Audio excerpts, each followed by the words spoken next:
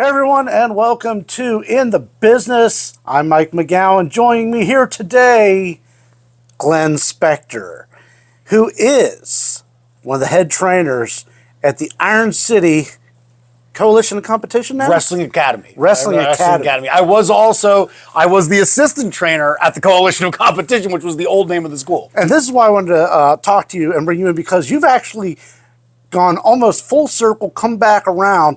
You have done a lot of training in your time. Yeah, I've done. I mean, just a lot of wrestling in general, and look, I took my time off too. So, but yeah, this is a great topic. It's a good topic for the show. I watched the first episode. I think you're on track to something really cool. Right.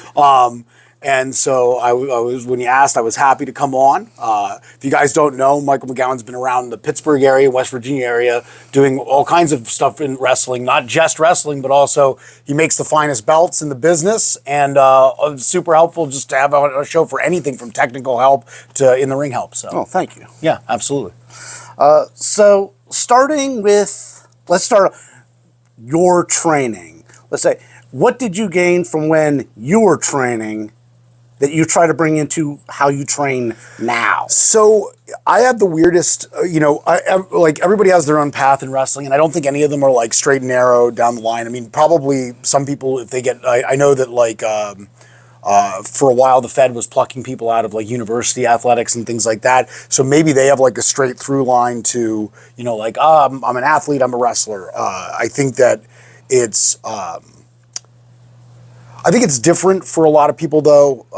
I especially had kind of a crazy up and down road to becoming a professional wrestler and now training. So a lot of ups and downs and a lot of loops and go-arounds and stuff like that to figure out where my niche was and where I belonged and all that kind of stuff. So, for this show, like, one of the things that I want to get across to people is, like, I think one of the most important things, Mike, is, like, that when people... if they're watching this and they're thinking about getting into professional wrestling, which I've said jokingly, but I do mean in many ways I'm very serious about it being one of the, the greatest human endeavor. The joke I made I gave a lecture on this a while back, and for of all places, University of Pittsburgh, and I said, forget the moon landing. Professional wrestling is where it's at when it comes to things that humanity has done that is awesome. Professional wrestling's great. But I think it's really important to get trained somewhere that's reputable. I'm not here to just put over where I train. I think we have a great school. IWC Wrestling, International Wrestling Cartel, is producing a great wrestling product. Yes, and we're producing really great students. So I definitely think our school is great. But I would point out in Pittsburgh, there are a number of reputable schools, and also just in general. I'm friends with a lot of different trainers in a lot of different areas: Ohio, Pittsburgh, West Virginia, upstate New York, and I'm friends with a lot of those guys, and there are really good places to get trained, in that area and beyond. I'm sure every state has at least one good school at this point. Wrestling has become very ubiquitous. But I think it's super important to be able to demarcate, am I getting trained by somebody who is not only skilled enough to teach me the ins and outs of wrestling, but can help me? There's so much more to being trained as a wrestler than just learning the moves. There's obviously the psychology. We talk about that all the time, and the storytelling aspect of pro wrestling. And I don't think I'm giving away anything here at this point. We all know the score now. But there's all those aspects. But also someone who's going to take you on the road, try to help you get on shows, try to promote you, try to, if they have those kind of connections, try to get you onto a dark match in, say, WWE or AEW, or MLW or GCW or, any of those things, NWA. So there's a lot that goes into like trying to figure out where you want to get trained and things like that. And I had a really kind of crazy upbringing. So I started out, my journey to professional wrestling started, obviously I wrestled in high school. And then after wrestling in high school, I went to college and I kind of flirted with a bunch of different things. And I eventually fell in with a bunch of guys who MMA had become a big thing. And so the early UFCs had hit, and it was very thrilling and very interesting. Now I had been a pro wrestling fan all through that since I was a very young kid. I was a rock and wrestling kid. It's funny because my friends can get snooty about like what's good and bad pro wrestling and stuff like that. Like it's funny because I was brought up on I wasn't brought up on like I love Japan. I wrestled in Japan, like, but I wasn't brought up on like Keiji Muda and stuff like that. I was brought up on rock and wrestling and Glow of all things. It was a fun time. Yeah, those were those were my two earliest influences. Jake the Snake was my favorite wrestler back in the day, and I loved when Mount Fiji and Big Biker Mama had a pizza eating contest on Glow and stuff So I was brought up like that, but the business was completely obfuscated at that time. Like even with kayfabe kind of killed in the '90s. And coming up in Philadelphia, so watching all the ECW stuff, the idea that you could become a pro wrestler seemed completely out of the question to me because I had no idea there were levels. Like I was basically like, well, you wrestle on TV if you're a wrestler, and that's how it goes. And I didn't know about the indies. I didn't know about how people get trained and things like that. And it just so happened I was doing this MMA thing, and I started working as a bouncer. And I worked security for a number of independent wrestling shows. I worked for the Juggalos as a security guard, and I worked for FNW when they were running shows because I was working security for the Pollinator Lounge and Beehive in Oakland. And FNW was a local legend, T. Ranchelo's promotion with Maniac Matt Bourne. And so I worked security for their shows, and afterwards, some guys that were tangentially associated with FNW because they were the ring rental. Those guys, and I don't want to name names because I don't want to denigrate anybody. It's not worth it at this point. But those guys kind of broke me in, but they weren't actually really the right guys to get broken. By the way, not the F&W guys. Like T. Ranchelo would be totally qualified to train somebody, blah, blah, he's a great wrestler. Like all the local guys on that show, Dennis Gregory, Matt Bourne, obviously, God rest his soul, that whole thing. But any of those guys would have been fine. Like these guys were not actually, like I said, they were doing the ring rental at the time. But the problem is, especially back then, and this is like my little warning story to people when you're getting into wrestling and why you need to do your research and really, like, you can afford to be choosy. You're giving these people money to train you theoretically, and so I fell in with some guys who probably were not bad intentioned, just were not. You know what I mean? Like they weren't they weren't malicious. This wasn't like a scam to try to steal my money, but they also weren't qualified to do the job. We got a ring. Yes, you know what I mean? Yeah. And so my first year was really rough because in my head where I was versus where I actually was were in two different worlds. And you'll find that happens a lot more frequently, especially, all around. You go to different places, you will find that, and some people, you really got to like pull them aside and say, hey, listen here, kid. Yeah. And I'm really, my students, if you talk to any of them, I'm actually really tough on them. Like I'm a pretty hard trainer. I don't do that because I love being mean or anything like that. But the most important lessons I ever learned were when people were critical of what I was doing in the ring and things like that. And, to take this story full circle, I've told this story a bunch of times, but it was actually T. Angela being like, oh my God, you're horrible. That was like the wake up call that was like, something is wrong. Like, I'm not performing at the correct level. Like something, like I've put all this effort in, but I haven't been taught the right way.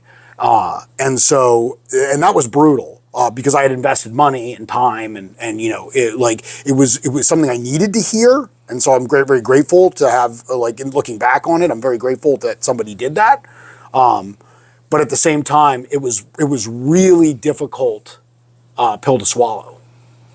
But you were able to, and we can see that because your work rate was incredible. I mean, they don't just send everybody over to Japan. No, I worked really hard at it. Like my approach to pro wrestling, and this is my other thing I would say to people who want to get trained.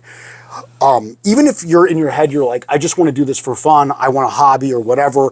Like I treat wrestling, even though right now wrestling isn't my full-time job. We're actually in my store right now. Quick plug for Drawbridge Games, down, in the Castle Shannon borough of Pittsburgh. Come visit me, drawbridgegames.com. I own a toy and game store, but when I was wrestling, I spent a year where I actually got to wrestle, and that's all I did for a living, which was super cool. And that's when I was doing a lot of tours in Japan and things like that. But even if you don't have your eye or your mind on that, I think it's really important to approach wrestling professionally, and not as just a hobby or just a thing you're doing on the side. More than anything else, because you really, I can't stress this enough, and it's something I always stress to my students, the most important thing with any wrestling match is that we both walk out in the same condition we walk in. It's a safety issue. Yeah, and to take it seriously for no other reason than you do not want to put the person you're in, we're all in jeopardy when we wrestle. You've wrestled, I've wrestled, we know what it's like to take these bumps and all that stuff. And you're always in jeopardy in a wrestling match. And so the more that you can reduce that, I think is important. Safety, longevity, being able to walk away from this in one piece. And I've been injured in the ring, of course, that happens. I took a lot of time off after one of my injuries because I was hurt pretty bad. But that's why, once again, the takeaway message from this video, more than anything else, I think for people is like I said, do your research and find somebody reputable, because all that stuff is super important. Take the business seriously if you get in. If you're lucky enough to be a part of it, it really is, it's funny, when you're wrestling, sometimes you can feel really down about oh man, I'm not getting booked the way I want to be booked. I'm not getting paid the way I want to be paid. But we are lucky to be a part of it. Wrestling's really magical, and if you look at it, if you can approach the business with some gratitude, which by the way I haven't always done, I think it can be very rewarding for anyone. So back to training. So after that, I was a man named Jim Fawcett, Devil Budokan, came along, and like I said, I've told the story a million times, so I'll just be very brief. He saw what had happened, and he was like my guardian angel, and he saved my wrestling career by breaking me in the right way, teaching me everything. All of a sudden, it was so funny. I had been training and losing weight and getting trim, and I couldn't get this is the example I always say about the difference in training. I had got with the guys I was training with, I couldn't get up for a suplex, and I kept thinking it was because I wasn't light enough or I wasn't whatever. And then Jimmy was like, oh, well, he's hooked me and he's like, okay, so here's what we're going to do. You're going to do this. You're going to place your hand here. You're going to post here. We're going to go up and the second he explained the mechanics of it correctly, I was able to perform the maneuver correctly. Like I said, it's a simple thing to say. Of course, if you don't know how to do a suplex right, you're not going to successfully do a suplex. But it is, it's profound how, how simple something becomes when you know the right way to do it. And once again, like I said, I keep pointing to the same thing about getting trained. You want to be trained. When you watch wrestling and people aren't trained, it's very obvious. And it is a mar on the business. It looks bad for all of us. It's one of those things where you look at certain wrestling shows, outlaw shows, mud shows, even some shows that probably shouldn't be outlaw and mud shows, but are run like outlaw and mud shows, and you're like, oh man, if this was the first show I took someone to, I would be embarrassed, to be like, oh yeah, I'm a big fan of this, you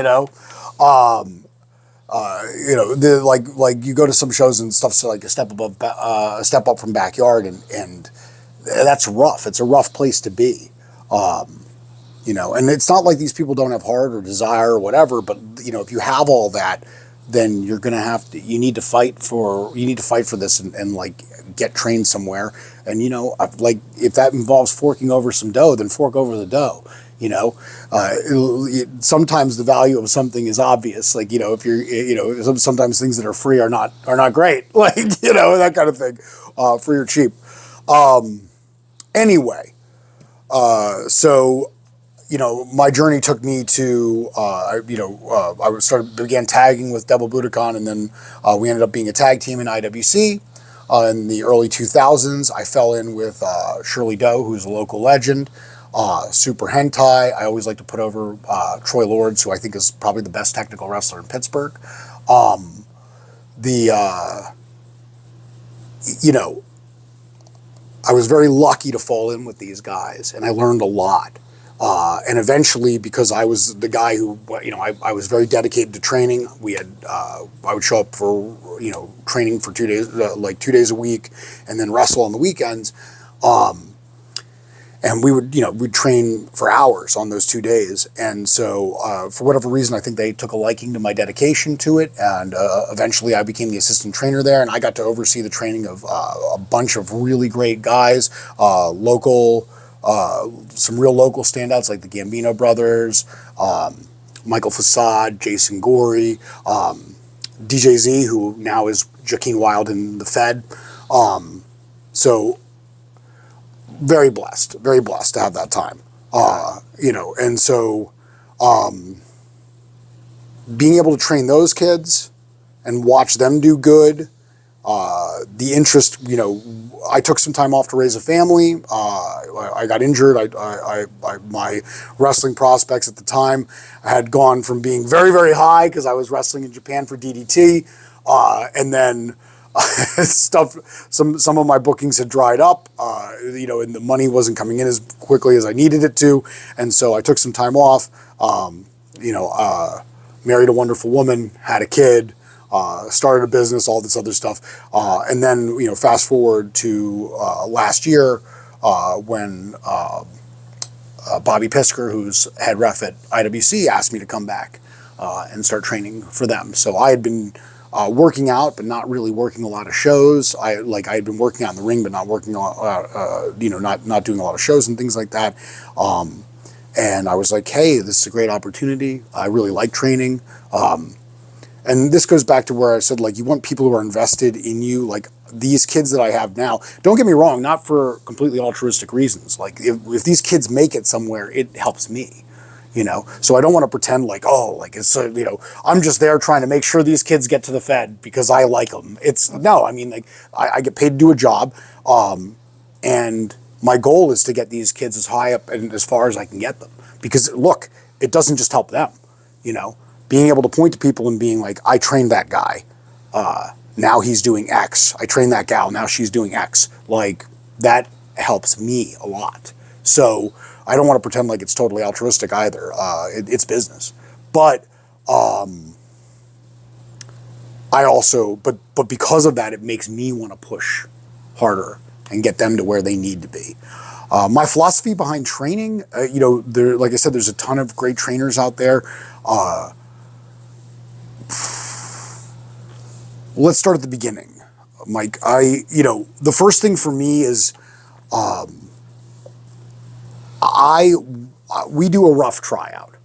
It's a lot of calisthenics. It's a lot of blow up stuff. And for those who aren't in the business, being blown up is being winded, being exhausted. And so when you're trying to blow somebody up, that it's putting them through their paces, with all these different exercises. Part of the reason back in the day, I think one of the reasons we did that was just to see who'd quit, because a lot of it was there's a real mental game here. But honestly, now there are enough people that want to get into the wrestling business that I just want to take the best guys that I can get, and it's like one of those things where I could totally make a mistake. Triple H said this on a video once where he's like, he was talking about, not seeing how great John Cena was going to be, and he's like, sometimes I get it right. And sometimes, I look at a guy and say he's not going to be much, and then he ends up being John Cena. I'm not saying that I can pick the best guys. All I can do is go by, what I see. But I do put these kids through their paces really hard, because I don't want to have, number one, like I said, I don't want somebody that's going to quit on me. And I do want someone that it's not so much that you have to be the greatest athlete in the world the second you walk into the wrestling studio, but here's a little bit of advice. Do you want to be a wrestler? I'm talking straight to the camera. Audience for this YouTube show. Do you want to be a wrestler? You need to show up to practice with the ability to do 100 or 200 hack squats. You need to be able to do 100 push-ups, maybe not in a row, but in like sets of 20, 25, 30. Like, there is a base athletic necessity of this business. If you cannot perform at that level, you're just gonna be screwed from the moment you get in. And I don't want to take somebody's money who's just set up to fail. So if you aren't at that baseline when you show up, there's not, like, I don't want to spend, like, this is a huge waste of your money. It really isn't just about me here. Like, it is in my mind wasteful of your money to take your money and then go, okay, well, do calisthenics till you're able to do, like, like do these things. Like, you could do that on your own. You don't need me to tell you how to work out, I hope. Like, I can help with that. I was a personal trainer for some time, but you don't really need me to. I would hope you, when you come to wrestling school, you come to learn to wrestle, not to just have me tell you, like, okay, you really struggle with doing these squats. You need to do them every day. You need to do this many. If you're not already working out every day, you are in trouble right from the get-go. It takes dedication from the start. It takes heart. It takes a dedication to just get in there and do it. If you want to do this, you need to put the effort in all the time. Yeah, this is not, like I said, like, even now, I only wrestle a couple times a month. Like, I still work out every day. Oh gosh, what's his name? Like my boy Dennis Stamp says, you never know when the next match is going to happen, right? Like, but seriously, this is the thing. So once again, we're right now, this YouTube show that we're doing right now, this episode is dedicated to riffing on training. Well, here's something you need to know.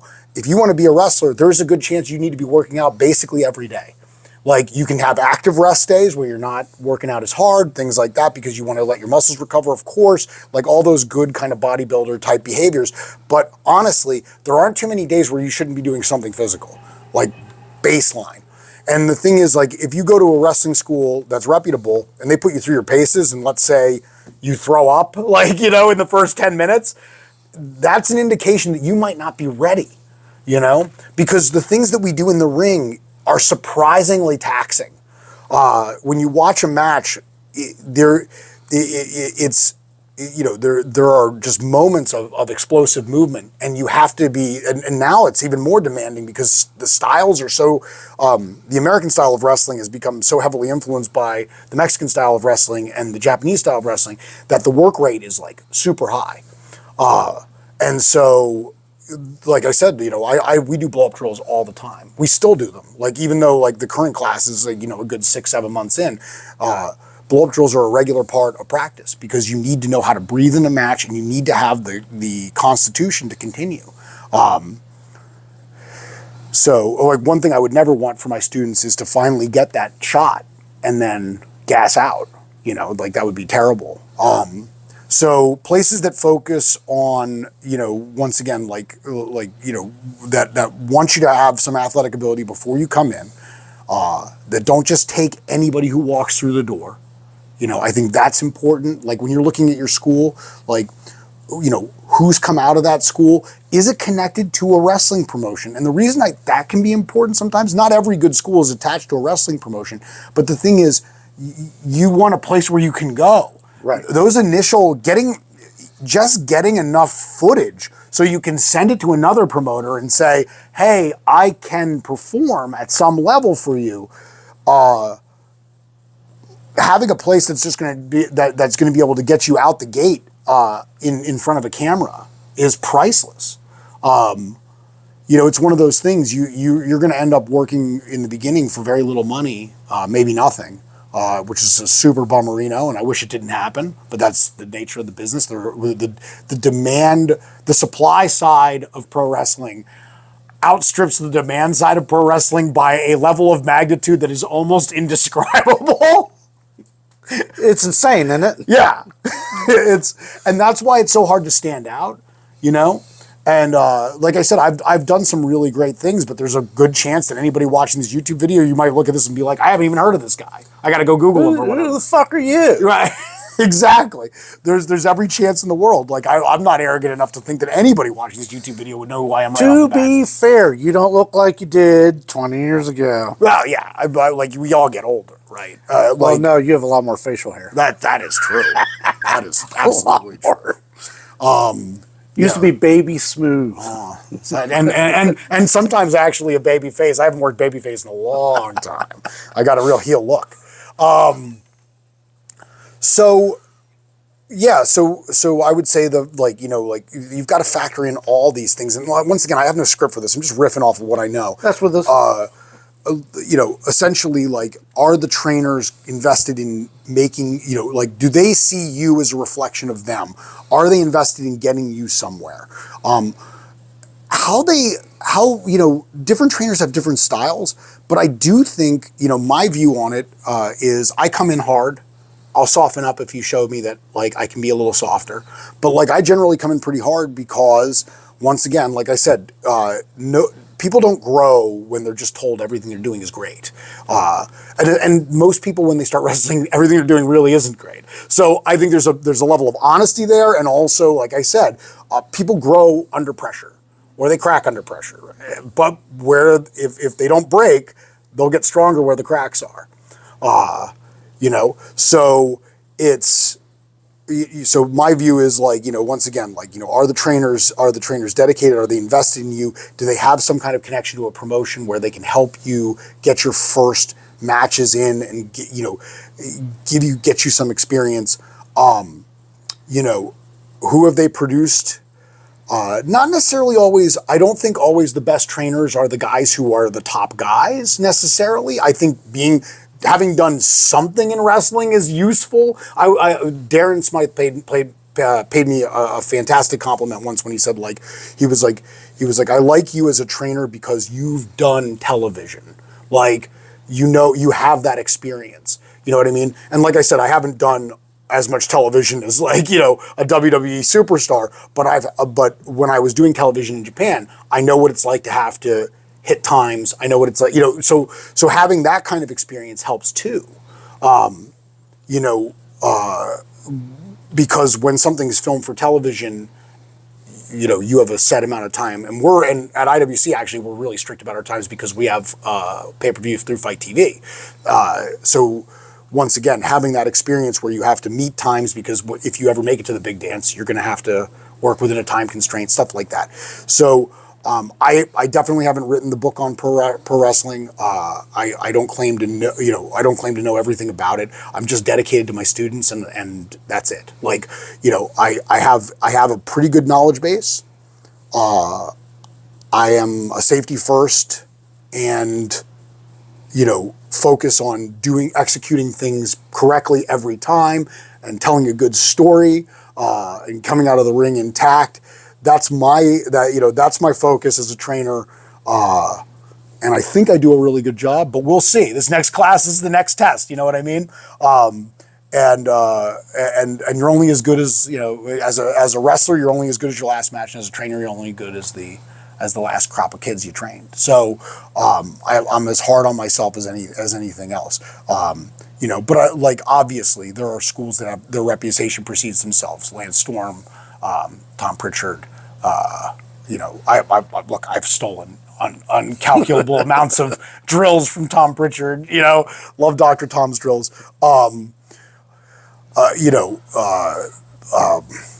The Funks, like they're Yeah, there are other places and so many different. Yeah, the variety. And those are guys who, when I name drop those guys really have written the books on pro wrestling. Like, like I said, I feel like we're, I think I can get you there, but at the same time, I'm not trying to pretend that I'm anywhere near what those guys are. You know what I mean? I just think I'm a guy who's doing a good job, and you get what you pay for. Like, right. you will get your money's worth if you train with me. And I, once again, to point out, there are a number of schools in Pittsburgh where I feel like that is the case, which we're very lucky. We're, in that Western PA area, there are some really good trainers who have got people to the big dance.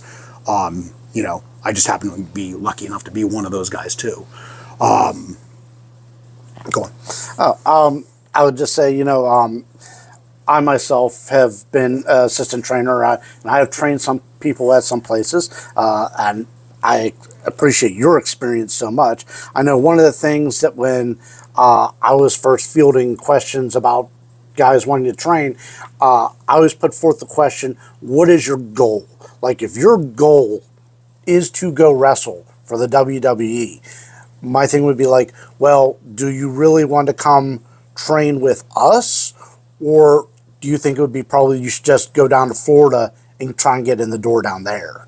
Yeah, I mean that's an interesting question. It depends. Like, the industry changes so much. It just depends. Like, so I think it all depends on who's in charge of the booking that day, right? Because there are times when the Fed looks at the indies, and if you're a high level indie performer, or the Fed or AEW or any of these places, where like they'll look at a high level indie performer and be like, this is a guy we want. But there are sometimes when they're very, like, I know the Fed's gone through these periods where they're super focused on their in-house talent. When they're super focused on their in-house talent, being at the their developmental center is obviously the way in. Whereas I think you know, depending on what your goals are, like, you can do a lot working as a high level indie wrestler and get into these places. If at the end of the day, It's a long road. yeah, at the end of the day, it's also up to you.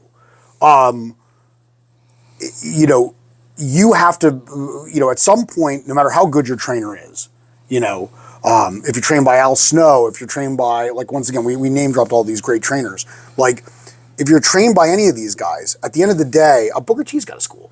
Mm. And looks really good. I've watched some of the YouTube videos and stuff like that.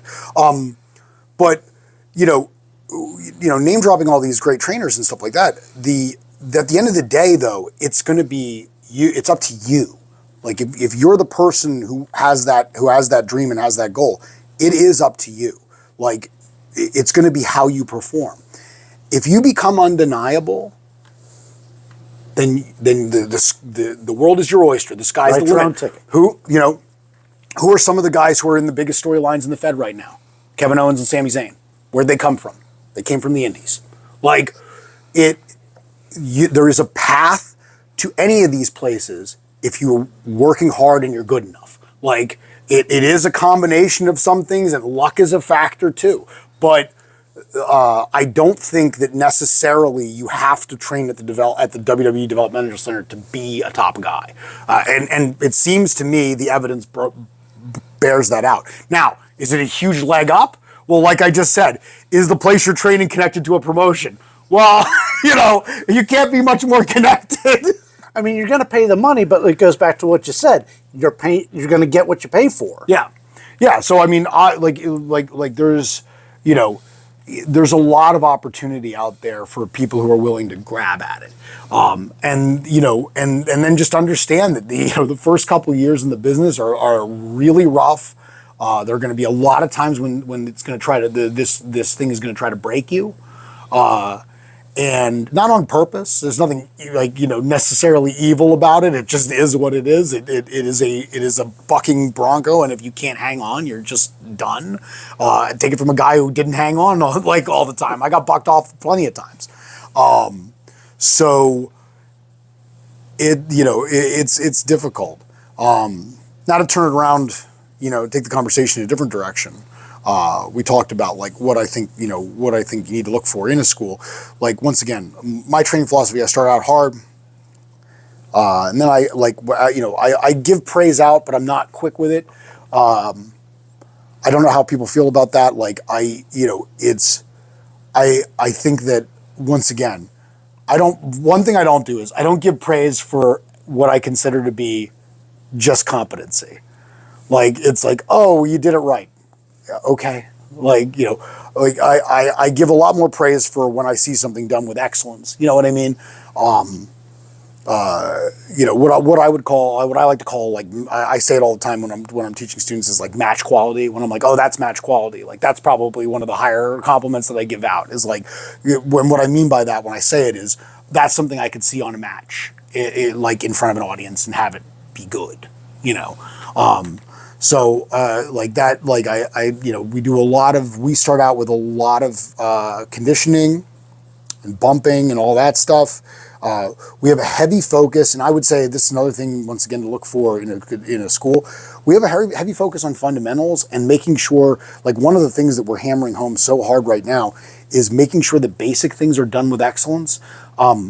If you get a dark match on, like say you get on AAW elevation or dark, like the amount of offense you're going to get, depending on where you are on the card, is going to be probably minimal. Like you might not be doing a squash, but you're still not probably going to do a whole lot.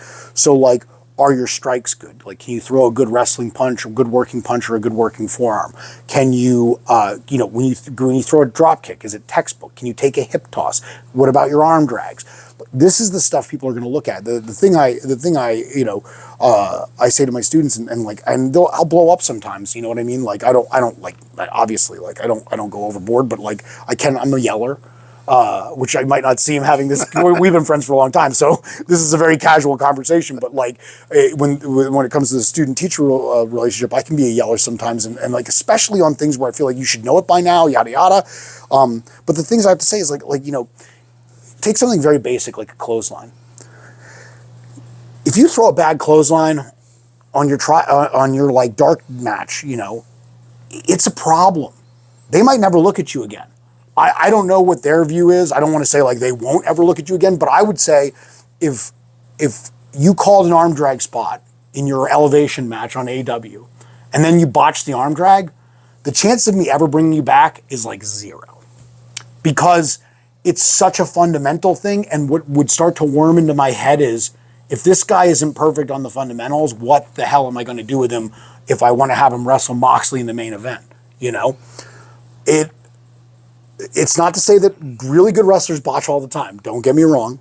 But you also only get one chance to make a good first impression. So I think, as a trainer, focusing on fundamentals, making sure that once again, I keep harping on the same thing, making sure the person is safe, making sure they're executing the move properly, making sure it makes sense within the context of the wrestling match in terms of the story, yada, yada.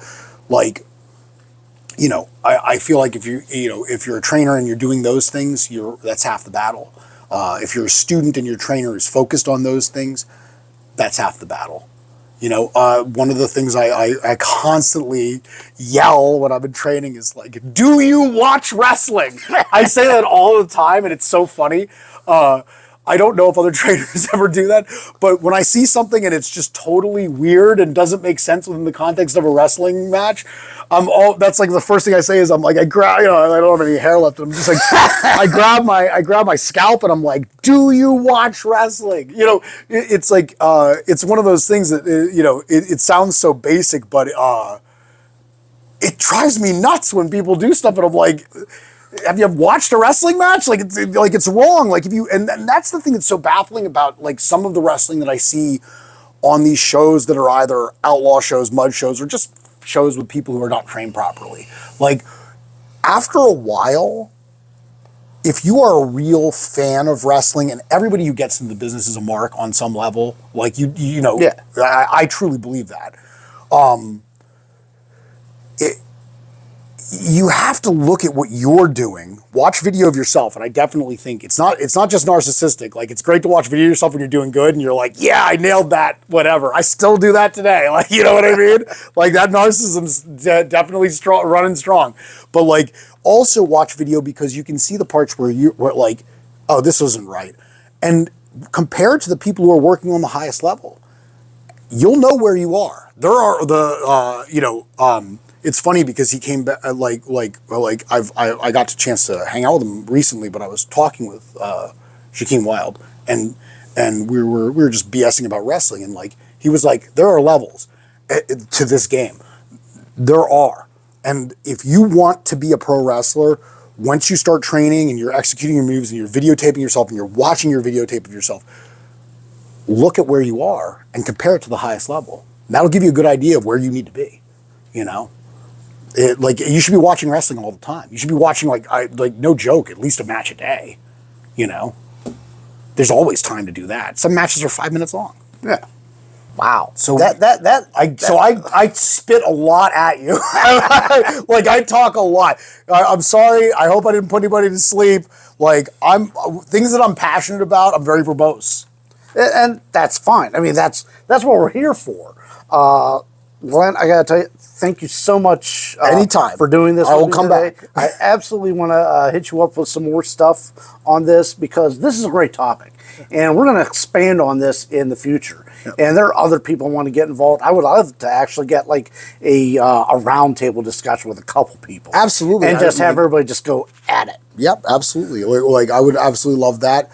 Guys, what Mike is trying to do here, I think, is cool and important. And if you will, please like, comment, subscribe, all that stuff. Give the thumbs up. Like, hit the notification bell. I know that's important these days. I watch YouTube videos. Yeah, hit that bell.